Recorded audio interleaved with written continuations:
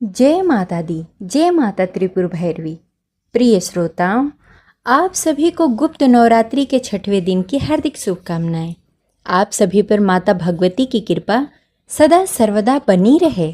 गुप्त नवरात्रि के 6वें दिन माता त्रिपुर भैरवी की पूजा आराधना की जाती है। माता त्रिपुर भैरवी 10 महाविद्याओं में से 6वें स्थान पर आती हैं। इनकी पूजा आराधना करने से तंत्र साधना, गुप्त मनोकामना और शत्रुओं पर विजय प्राप्त करने के लिए माता त्रिपुर भैरवी की पूजा आराधना की जाती है। इस दिन माता कात्यायनी की भी पूजा आराधना की जाती है।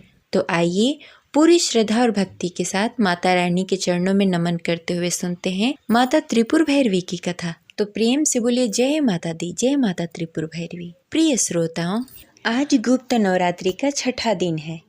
आज भक्तगण माता त्रिपुर भैरवी की पूजा अर्चना करेंगे। त्रिपुर भैरवी को बंदी छोड़ माता भी कहा जाता है। पौराणिक मान्यताओं के अनुसार इस माँ की पूजा करने से हर प्रकार के मुकदमे, बंधनों और कारावास से मुक्ति मिल जाती है।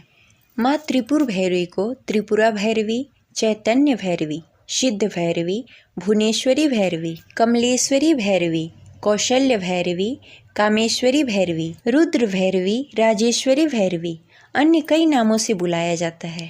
दुर्गा सप्तशती के अनुसार देवी त्रिपुर भैरवी ने ही महिषासुर नामक दैत्य का वध किया था। कहते हैं कि देवी त्रिपुर भैरवी का संबंध महादेव के उग्र स्वरूप काल भैरव से है। माँ भैरवी की 4 भुजाएं और 3 नेत्र हैं। उनके बाल खुले हुए हैं। वे लाल वस्त्र पहने हुए माँ मुंडमाला धारण करती हैं। काल भैरवी की तरह ही उन्हें भी दंडाधिकारी कहा जाता है। शमशान भूमि, अस्त्र शस्त्र, मृत शव, रक्त, मांस, कंकाल, खप्पड़ आदि विध्वंसकारी चीजें देवी की प्रिय हैं। भूत, प्रेत, पिशाच, डाकिनी, भैरव, कुत्ते आदि उनकी सेना है। त्रिपुर भैरवी की उपासना से सभी बंधन दूर हो जाते हैं। यह बंदी छोड़ माता है। इन्हें षोडशी भी कहा जाता है। षोडशी को श्री विद्या भी माना जाता है। यह साधक को युक्ति और मुक्ति दोनों प्रदान करती हैं। जीवन में काम, सौभाग्य और शारीरिक सुख के साथ आरोग्य सिद्धि के लिए भी इन देवी की आराधना की जाती है। इनकी साधना से धन संपदा भी प्राप्ति होती है। मनोवांछित वर या कन्या के विवाह होता है। षोडशी का भक्त कभी दुखी नहीं रहता। अब चलिए सुनते हैं देवी त्रिपुर भैरवी की कथा। नारद पंचरात के अनुसार एक बार जब देवी काली के मन में आया कि वह पुनः अपना गौर वर्ण प्राप्त कर ले, तो यह सोचकर देवी अंतर ध्यान हो जाती हैं। भगवान शिव जब देवी को अपने समक्ष नहीं पाते तो व्याकुल होकर और उन्हें ढूंढने का प्रयास करते हैं। शिव जी महर्षि नारद से देवी के विषय में पूछते हैं। तब नारद जी उन्हें देवी का बोध कराते हैं। वह कहते हैं, शक्ति के दर्शन आपको सुमेरु के उत्तर में हो सकते हैं। वहीं देवी के प्रत्यक्ष उपस्थित होने की बात संभव हो सकेगी।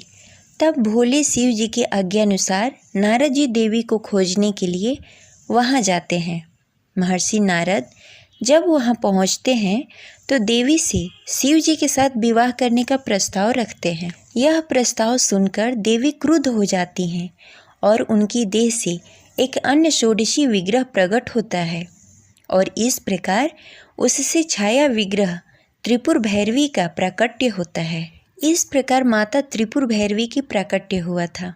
माता त्रिपुर भैरवी की पूजा अभिजीत मुहूर्त या शुभ मुहूर्त में होती है और माता की तांत्रिक पूजा या साधना निशीता काल में होती है। सबसे पहले चौकी पर माता की प्रतिमा या तस्वीर स्थापित करें। इसके बाद गंगा जल या गोमूत्र से शुद्धिकरण करें। चौकी पर चांदी, तांबे और मिट्टी के घड़े से जल भरकर एक कलश रखें।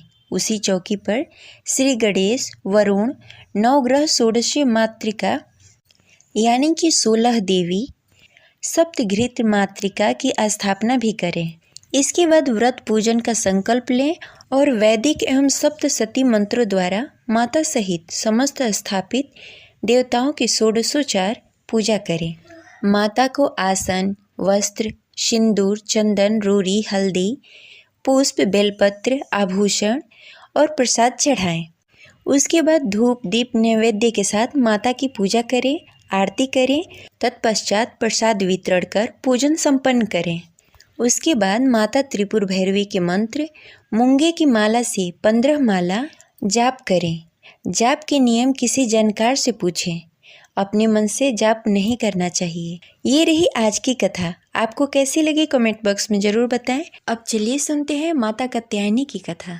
प्रिय श्रोताओं, प्राचीन समय में कत नामक एक ऋषि थे जिनके पुत्र का नाम कात्यायन रखा गया। ऋषि कात्यायन की कोई संतान नहीं थी। वह माता के परम भक्त थे। वह चाहते थे कि माँ उनके घर पुत्री के रूप में जन्म ले। इसलिए ऋषि कात्यायन ने कई वर्षों तक कठिन तपस्या की। माँ भी उनके घर जन्म लेने के लिए मान गई। और उसी बीच राक्षस महिषासुर देवताओं पर अत्याचार करते जा रहा था और उसके अत्याचार दिन प्रतिदिन बढ़ते जा रहे थे। देवतागण दुखी होकर ब्रह्मा जी को साथ लेकर भगवान विष्णु और शंकर के पास पहुँचे और उनसे सभी बातें बताई। यह सुनकर भगवान विष्णु और भगवान शिव बहुत क्रोधित हुए। तब भगवान ब्रह्मा, विष्णु और महेश के तेज से एक देवी उत्पन्न हुई जो कात्यायनी माता थी। तब माता ने ऋषि कात्यायन के घर पुत्री के रूप में जन्म लिया और कात्यायनी कहलाई। और बड़े होने के बाद वह ऋषि से आज्ञा लेकर महिषासुर का वध करने चली गई और महिषासुर को युद्ध में ललकार कर उसका वध कर दिया और महिषासुर मर्दिनी कहलाई। और वहीं दूसरी कथा के अनुसार माता कात्यायनी की पूजा भगवान राम और कृष्ण ने भी की थी। कहते हैं कि गोपियों ने भगवान श्री कृष्ण को पति के रूप में पाने के लिए माँ दुर्गा के इस स्वरूप की पूजा की थी। माँ दुर्गा ने सृष्टि में धर्म को बनाए रखने के लिए यह अवतार लिया था। माता कात्यायनी को ब्रजभूमि की अधिष्ठात्री देवी कहा जाता है। माता कात्यायनी की पूजा अर्चना करने से स्वस्थ और निरोग रहते हैं। माता कात्यायनी का भक्त भय मुक्त जीवन जीता है। जब कुंवारी कन्याएं माता की पूजा करती हैं तो उन्हें मनचाहा वर प्राप्त होता है। माता कात्यायनी व्यक्ति को सुखद जीवन जीने का आशीर्वाद देती हैं। तो ये रही माता कात्यायनी की कथा। तो प्रेम से बोलिए माता कात्यायनी की जय। इस प्रकार गुप्त नवरात्रि के 6वें दिन की कथा समाप्त। आशा करते हैं आपको अच्छी लगी होगी। तो इस वीडियो को लाइक करें और ज़्यादा से ज़्यादा लोगों को शेयर करें। मिलते हैं अगले वीडियो में। तब तक के लिए जय माता दी।